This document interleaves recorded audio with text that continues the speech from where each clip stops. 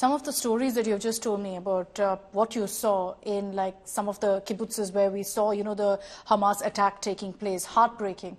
And I cannot imagine seeing some of that, having to report on it with, a neutral, factual kind of view on what's happening. You were very, very close to Gaza. You couldn't enter because obviously they're not giving access right now to international media or to journalists, but you were very close. I remember from the studio, you were live with me and you were showing me the skyline of Gaza right behind you. Sitting in Israel, and as much as this is a conflict, as much as it's a war, it's also propaganda warfare that's peaking. How were you able to, Gaurav, get information of what was happening in Gaza and ensure that you covered that side of it without actually stepping foot in Gaza, just being meters, kilometers away from Gaza? Absolutely. There are two sides to every story. And you've reported it extensively. You've anchored so many shows. We're giving both sides of the story. We're talking about the terror attack and we're talking about the response. So a lot of information does filter through, whether it's through other channels, other reporters. We had a reporter on ground who was reporting very extensively for us. So there are two sides. So while you have, Israel very hurt after 1,400 people killed and thousands injured. Israel says, and I want to give their perspective on this since I've interacted with a lot of their generals and political leaders, they say if this is a fight between keeping our children and our families and our civilians safe compared to Hamas using civilians as a shield at the Gaza Strip, if it's a choice between Israeli civilians and Palestinian civilians, Israelis say we will choose our civilians.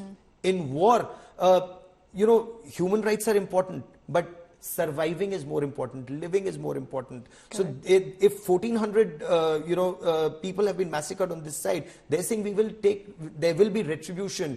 Hamas needs to ensure that it does not use civilians as human shield. And they want to eliminate Hamas come what may, whatever the cost, whatever. They want to ensure that there's a buffer zone now. Earlier, there was a buffer zone. Only farmers could come into that buffer zone, but there were a lot of violations. Now Israel says there will be a fence, then there will be a no man's land, and there will be another fence. So nobody will be able to cross that first buffer zone. That is what they want to ensure. Hamas will not rule that place, whichever is the entity, perhaps whether it's the United Nations that fixes it or Arab countries come together and fix some kind of a leadership. It cannot be Hamas. They will not permit Hamas to do it, even if it takes 6 months or a year or even longer. The scale of this war, Gaurav, and you've been covering it since October 8th, so essentially 17 days that you were in Israel. And you were one of the first journalists to go to southern parts of Israel where the attack had taken place, to go as close to Gaza as you could.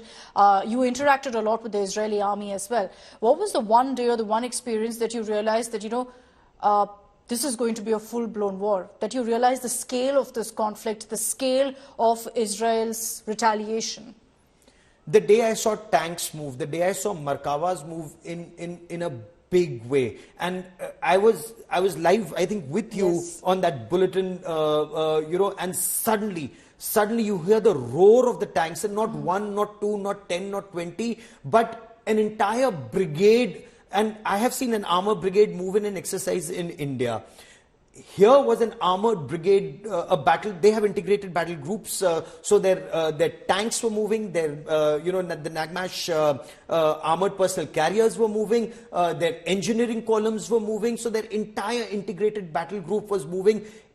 Very systematically, everything came to a standstill. The army had taken over that part of southern Israel and they moved as close to the Gaza Strip. While a lot of this is also psychological warfare and psyops. And psyops, incidentally, information warfare is as critical as the war on ground in future wars. This is a huge lesson there, even for India that faces a very hostile, radical Islamist terror that comes from Pakistan. That information warfare is as important, if not more, than the warfare on ground, because the Hamas and their entire network have actually been a step ahead of the Israeli forces, though again it's trench warfare, and Israel 24/7 they're countering everything that Hamas says, or what they perceive as a section of media that's giving out the Hamas propaganda, like that hospital attacked by Israeli missiles. So they are countering it, and on ground they are on, like you heard the IDF chief say this morning,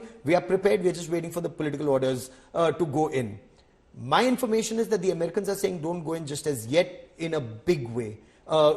Shallow raids, yes. Eliminate leadership, yes. But let some supplies go in so that some more hostages can be restored and rescued. So you have, Giorgia Meloni has gone in, the Italian Prime Minister Rishi Sunak has gone in, Joe Biden has gone into Israel, and Macron is there right now. The world leaders, it's democracies that are uniting against radical Islamist terror represented by Hamas and Hamas proxies. That's exactly what's happening. And this is not just Israel's war on terror. This is actually a global war on terror. It remains to be seen whether the world can stay united against, terrorists represented by Hamas.